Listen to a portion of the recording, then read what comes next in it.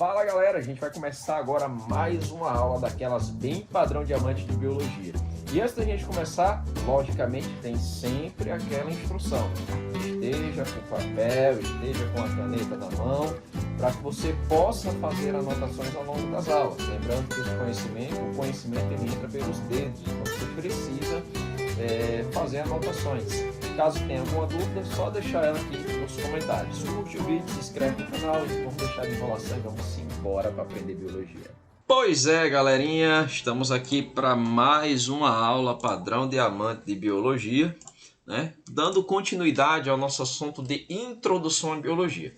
Caso você ainda não tenha assistido a aula, que nós falamos um pouco a respeito da história da biologia, a minha sugestão é que você dê uma passadinha por lá e assista aqueles 30 minutos de aula, que pode ter certeza que eles te darão uma noção muito boa a respeito do que é a biologia e quais foram os grandes feitos, né, nessa ciência, tá? Então vamos deixar de enrolação, vamos continuar na disciplina.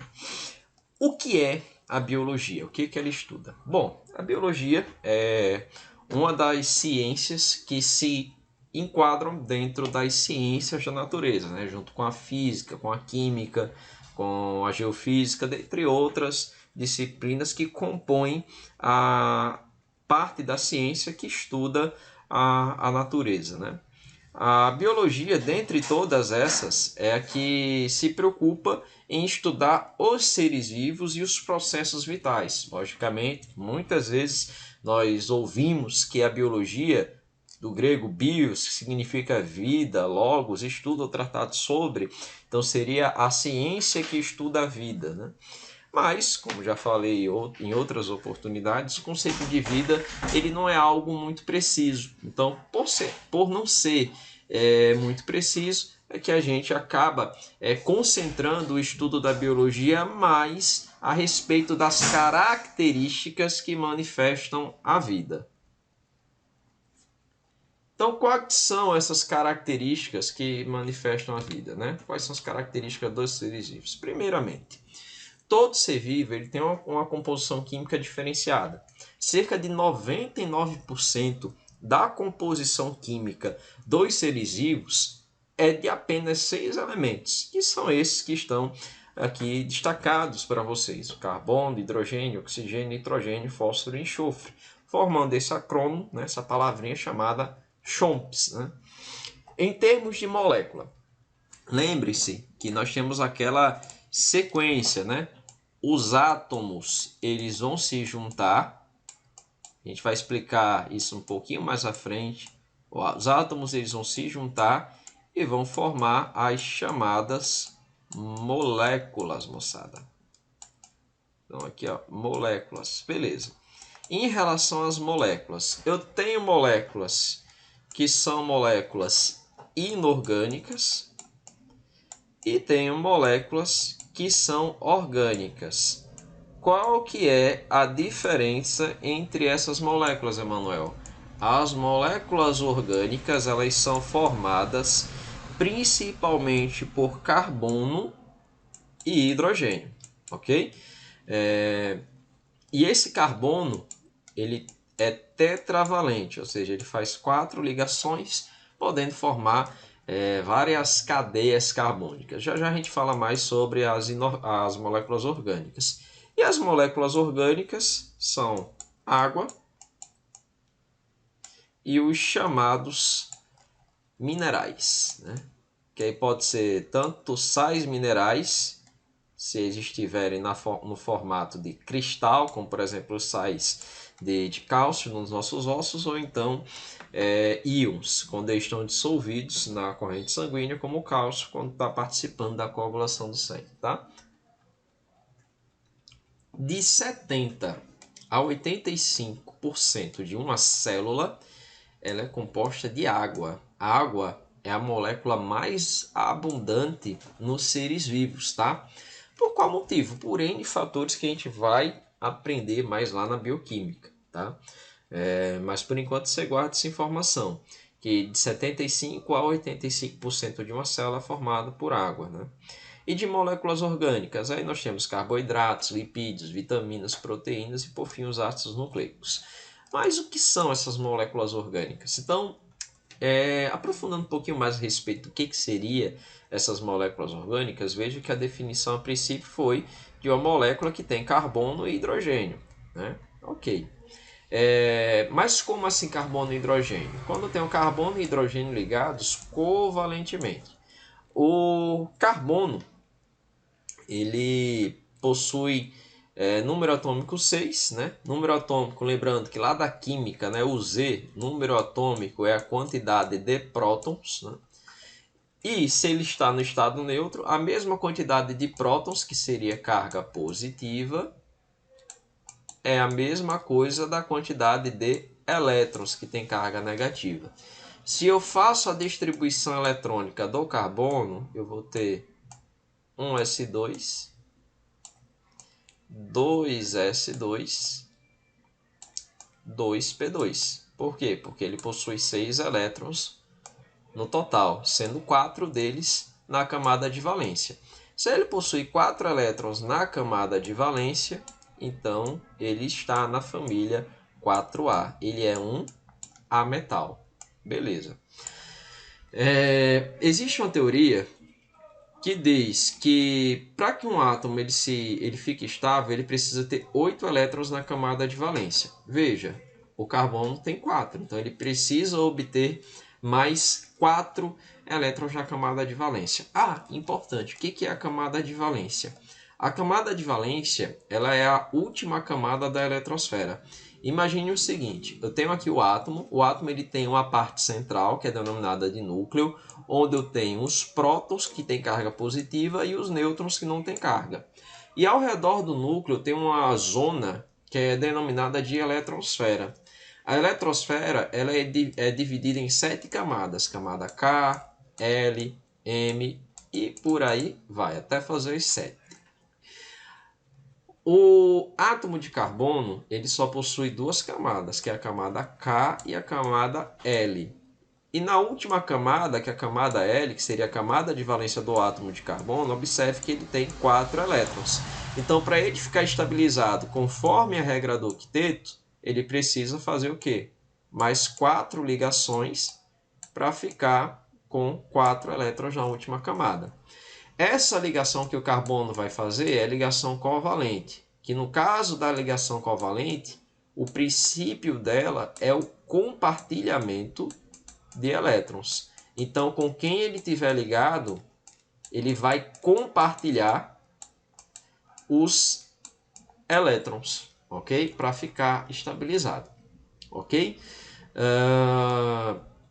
Então, essa ligação covalente ocorre entre hidrogênio a metais e a metal com a metal. Então, lembrando, química orgânica ou substâncias orgânicas são aquelas em que eu tenho o carbono fazendo ligação covalente com o hidrogênio e com qualquer outros elementos. Lembrando que o carbono ele faz 4 ligações e isso é chamada de tetravalência do átomo de carbono. Aqui tem uma parte que fala sobre a hibridação do átomo de carbono, mas eu não vou entrar nela agora, porque isso é mais puxado para o lado da química. Mas o que eu quero que vocês observem? Que o carbono ele consegue fazer um grande número de ligações e pelo fato dele ter essa característica de tetravalência, ele consegue formar várias estruturas diferentes, que nós chamamos de cadeias carbônicas, né? Essas cadeias carbônicas elas têm formato e tamanho distintos. Então, eu tenho basicamente uma gama infinita de compostos que têm propriedades diferentes. Então, por exemplo, aqui eu tenho um aminoácido, aqui eu tenho um ácido nucleico e aqui eu tenho uma proteína, né? Que a proteína é justamente produto da união de vários aminoácidos, né?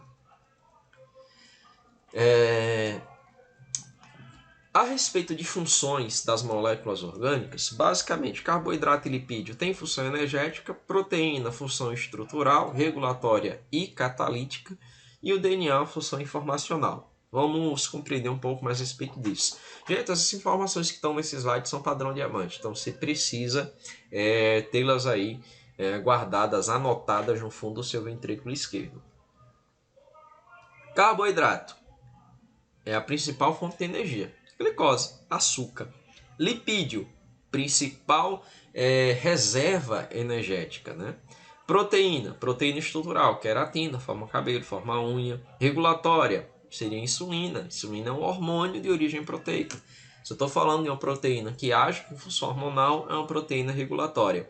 E catalítica, bom, catalítica seriam as enzimas, né? Que são aquelas proteínas que têm a função de acelerar as reações químicas, diminuindo a chamada energia de ativação.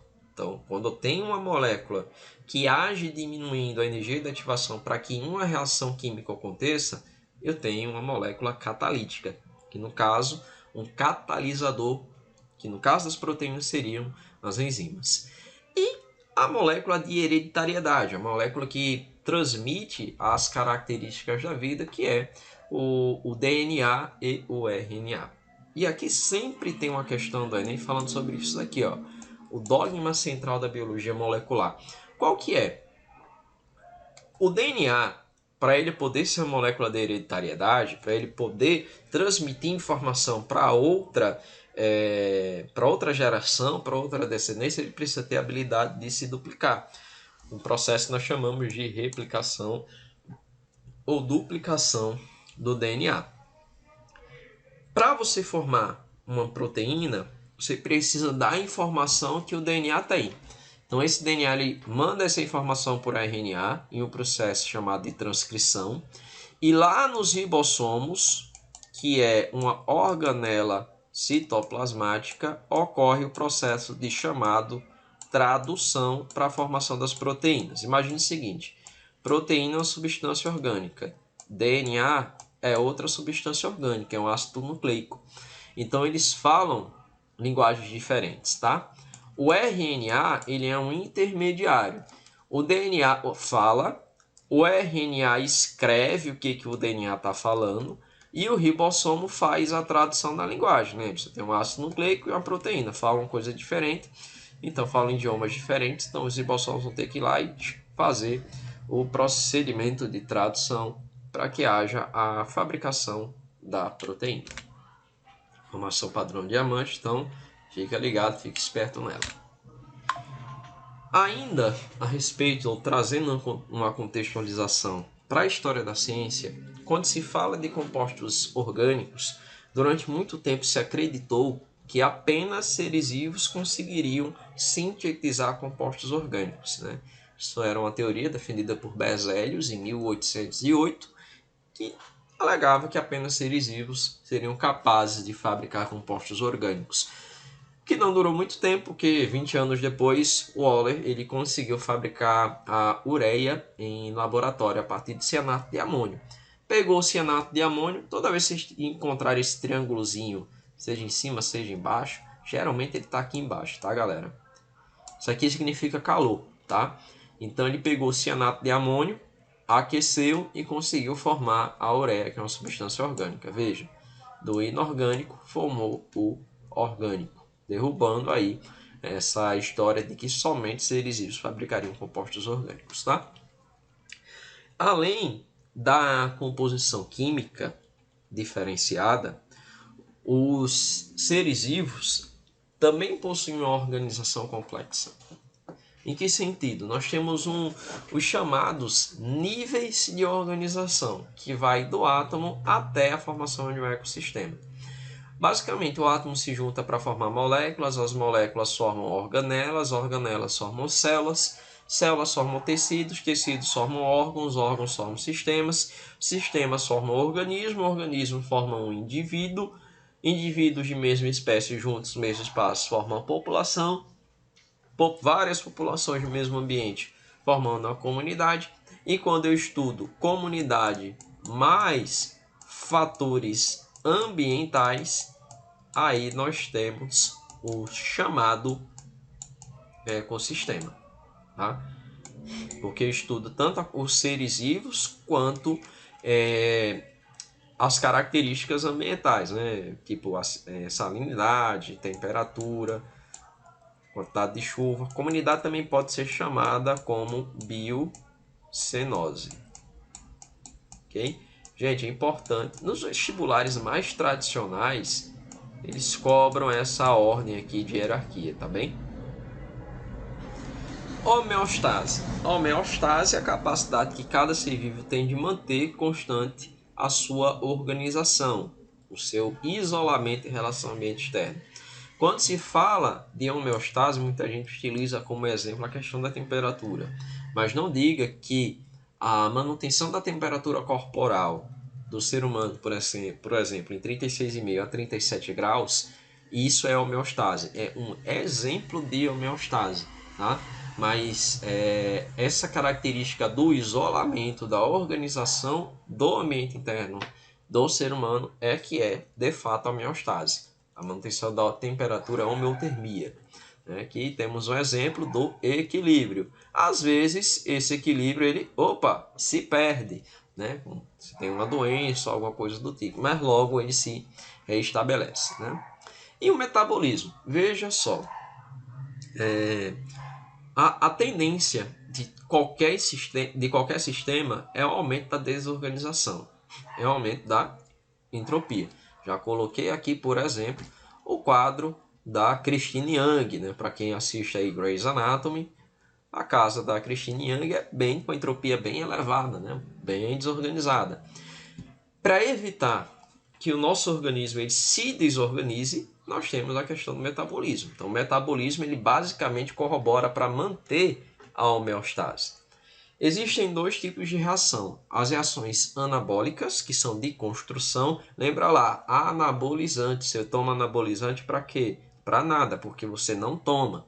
Mas tem gente que toma anabolizante para poder aumentar o tamanho, né? Ficar grandão, né? Aqueles camaradas vão assim para academia para ficar bem fortão e tudo mais. Alguns atletas, né?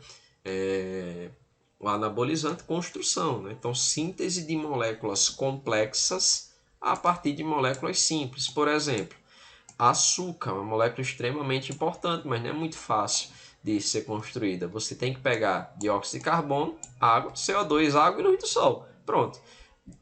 De gás carbônico que está presente na atmosfera, água que está presente na atmosfera na forma de vapor, juntei isso com a luz do sol, lá na fotossíntese, eu consegui formar a glicose. Então, substância simples formando uma substância mais complexa. Veja, essas substâncias elas têm menos energia. No caso o açúcar, ele tem mais energia. Então, observe, os reagentes, que é tudo aquilo que vem antes da seta, os reagentes, eles são menos energéticos que os produtos. Então, tive uma reação que ao invés de liberar energia para o meio, ela acumulou energia. Ela colocou energia para dentro. É uma reação que nós chamamos de endergônica ou, na química, endotérmica. Você pode observar muito bem aqui no gráfico, reagente menos energético que os produtos, reação endergônica. E a reação catabólica é o oposto, né? Você pega uma molécula complexa para fazer uma molécula simples. Você pega a molécula de glicose, quebra ela todinha para formar CO2 e água novamente. O processo inverso. Então, nesse caso, eu tenho os reagentes mais energéticos que os produtos. Liberei energia para o meio. A reação é a reação exergônica. Todo ser vivo, moçada, tem reação a estímulos do ambiente. Só que essa reação ela se divide em irritabilidade e sensibilidade. Se eu tenho um processamento, se eu vou refletir a respeito daquele estímulo que o ambiente me deu, e para o mesmo estímulo, eu tenho respostas diferentes, eu tenho a questão da sensibilidade. Só quem tem sensibilidade é quem tem sistema nervoso, quem tem células nervosas. Então os gatinhos aqui, quando mexeram nesse saco, todo mundo se assustou, né? Então isso foi um exemplo de sensibilidade, né? Quando alguém vem e te empurra, você vai interpretar se aquilo é uma ameaça ou se aquilo foi uma brincadeira. E a depender da forma como você interprete aquilo, você vai ter um tipo de reação, sensibilidade. Essa plantinha, que é chamada mimosa púdica, ela sempre que você tocar nela, ela vai ter essa mesma resposta. O mesmo estímulo gerando a mesma resposta. O nome disso é irritabilidade. Por quê? Ela tem uma resposta que está condicionada a um determinado estímulo. É uma reação indiferenciada. Toda vez que você tocar nela, ela vai se fechar dessa forma. Porque ela não tem células nervosas para processar a informação. Tocou, fechou. Acabou. Irritabilidade. Movimento. Todo ser vivo se movimenta, não necessariamente se locomove. Então aqui uma árvore, por exemplo, uma árvore, ela está séssil, ela não se locomove, mas dentro dela, por exemplo, eu tenho o transporte de seiva bruta, de seiva elaborada. Então, ainda assim existe um movimento dentro dela, tá? Então cuidado para não confundir movimento com locomoção. Todo ser vivo se movimenta, mas nem todo ser vivo se locomove. Crescimento. Quando se fala de crescimento, existem dois tipos. Por aposição, que é você colocar uma coisa em cima da outra, que seria de fora para dentro, né? Acontece com a pedra. Como é que uma pedra cresce? Acumulando sedimentos em cima dela. Crescimento por aposição. E intuscepção é um crescimento que ocorre do corpo, né? De dentro para fora, né? Essa intuscepção ela pode ser por uma hipertrofia, que é aumento de volume, mais comum em vegetal, ou uma hiperplasia, que é aumento de quantidade, que é mais comum nos animais, né? Quando você vai para a academia para fazer atividade física e ter um desenvolvimento muscular, lembre-se que o nome disso é hipertrofia. Célula muscular não se multiplica na fase adulta, tá? Então aquele músculo que você vê aumentando não é que aumentou a quantidade de células musculares, é que as células musculares que já existem, elas estão aumentando de tamanho, ok? Todo ser vivo cresce, mas nem todo ser vivo se desenvolve. O que é o desenvolvimento? Desenvolvimento é aumento de complexidade. Crescimento é aumento de tamanho. Tá? Então, por exemplo, a bactéria cresce ou se desenvolve? Uma bactéria cresce, ela aumenta de tamanho, aumenta de volume, mas ela não se desenvolve. Por quê? Porque ela continua sendo um ser unicelular. Mas você, indivíduo pluricelular, lindo e maravilhoso, você tem trilhões de células no seu organismo. E você evoluiu ou se desenvolveu a partir de um zigoto, de uma única célula. Você foi aumentando a sua complexidade. Você deixou de ter somente células, você começou a formar tecidos, órgãos, sistemas. A sua complexidade foi aumentando. Portanto, você se desenvolve. Reprodução. Reprodução talvez seja a característica mais importante da vida, porque é o que garante a continuidade da vida no planeta, né? É a capacidade de você produzir novos indivíduos, né? A partir da replicação, por exemplo, do DNA. A reprodução ela pode ser sexuada, quando envolve gametas, né? Que é uma reprodução que é mais lenta, mas que garante a variabilidade genética. Por qual motivo? Porque esses gametas, que são as células sexuais, né? O espermatozoide e o óvulo, eles são formados por um processo chamado de meiose. E na meiose, você tem a ocorrência de um outro processo chamado crossing over, né? Esse crossing over, basicamente, é quando você tem a mistura de material genético e você forma um novo material. Quando você tem duas cores, uma cor A e uma cor B, você mistura essas duas e você vai ter uma cor C. Então, ao invés de só ter duas opções, agora você tem três opções de cores, né? O crossing over, que a gente vai estudar ele um pouquinho mais à frente, é basicamente isso. Ele aumenta as opções, então ele aumenta a variabilidade genética. Pelo fato da reprodução assexuada não envolver gametas, ela é um processo mais rápido e não precisa passar pela meiose, mas em compensação não possui variabilidade genética. Então vai ser sempre cópias, né? Reprodução sexuada é que faz com que eu e você sejamos diferentes, e assexuada é como se você estivesse fazendo várias xerox do mesmo indivíduo, tá? A adaptação. A adaptação é a característica marcante dos seres vivos também. Ela pode ser uma adaptação individual, como por exemplo o bronzeamento. Se você ficar muito tempo no sol, você vai se bronzear. Mas isso foi uma adaptação individual a uma determinada condição que você foi submetido. Você foi para a praia, ficou muito tempo no sol, natural que ocorra a maior produção de melanina, para proteger a sua pele contra a radiação ultravioleta. Porém, isso não gera uma alteração do seu código genético, portanto não é transmitido. Não é uma característica que seja transmitida aos seus descendentes. Isso é uma adaptação individual. Já a adaptação populacional é quando ocorre uma alteração no material genético e essa característica é transmitida para as próximas gerações. Aí sim eu tenho uma adaptação populacional. Mas veja aqui, na maior parte das vezes que ocorre uma modificação do material genético, bagunça a brincadeira toda. O nome disso é mutação, e mutação, na maioria dos casos, é deletéria. O que é deletéria? É ruim, é negativa, não é algo que seja legal. E célula?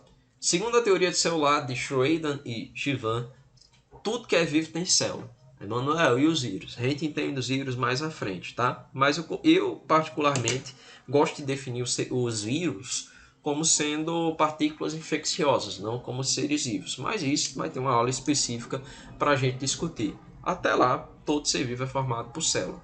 Existem dois tipos de células: células procariontes e células eucariontes. Veja só, durante muito tempo se falou que a diferença entre uma célula procarionte e uma célula eucarionte era a presença de uma membrana nuclear chamada de cariotério. Então aqui eu tenho uma célula procarionte, em que o material genético dela está solto pelo citoplasma, que é a parte interna da célula, e aqui uma célula procarionte que parece um ovo, né? Onde você tem uma estrutura denominada núcleo, que é protegida por uma membrana que abriga esse material genético, tá? Aí veja só, isso daqui vocês vão aceitar que é DNA, tá? Então o DNA aqui na célula eucarionte está dentro de uma membrana, e na célula procarionte ele está solto no citoplasma, tá? O nome dessa membrana é envelope nuclear ou carioteca. Então, durante muito tempo, eucarionte tem carioteca, procarionte não tem carioteca. Vamos melhorar esse conceito, tá? Porque não é só isso, né? O eucarionte ele tem uma série de organelas, como retículo endoplasmático rugoso, complexo de Golgi. Ele tem várias células que também são são organelas que são membranosas. Então, a melhor definição para uma célula eucarionte é a definição de organelas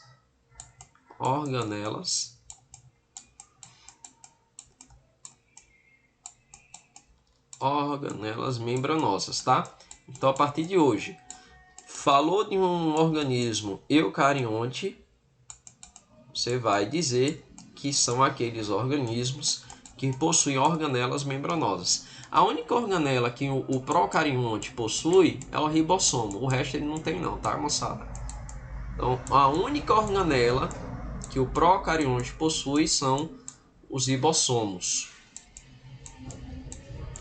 Todas essas outras que eu citei para você ele não tem. Aqui é uma célula procarionte, né, em um desenho muito melhor do que aquele que eu fiz.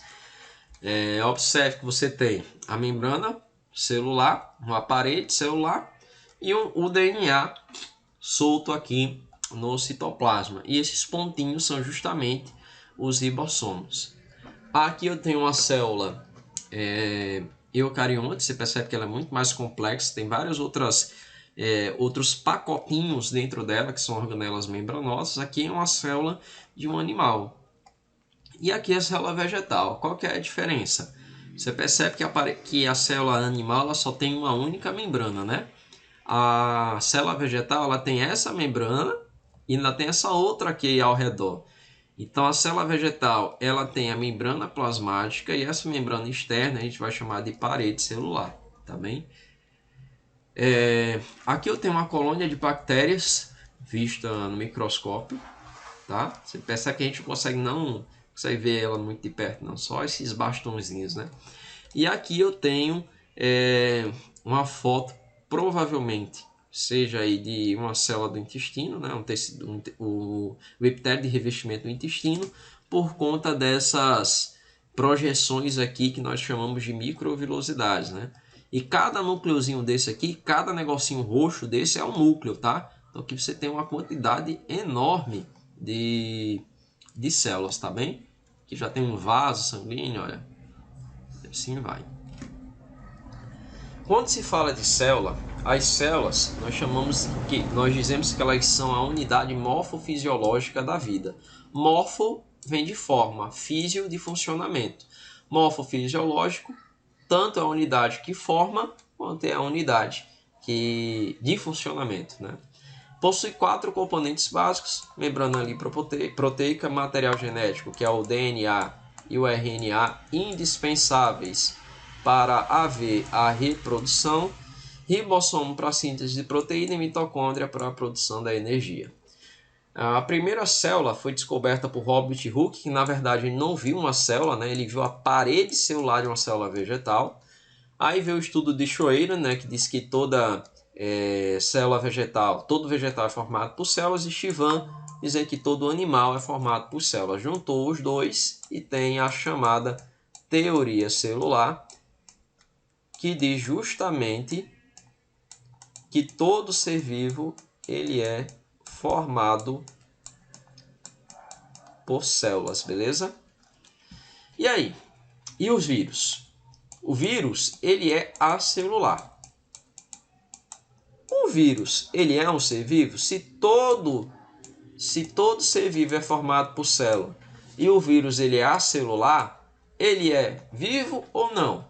Não, né, gente? Se o vírus ele não é formado por célula, ele não tem célula, então ele não é ser vivo. Só que eu falei para vocês que a reprodução é uma característica que mais define ou que melhor define a vida, né? Quando um vírus ele entra em contato com uma célula, ele infecta uma célula, ele consegue escravizar todo o maquinário celular para justamente se reproduzir.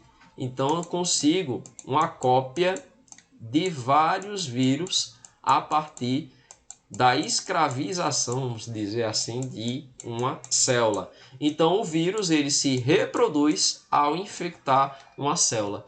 Se tem reprodução e a reprodução ela é a característica mais marcante dos seres vivos, então o vírus sim, ele é um ser vivo.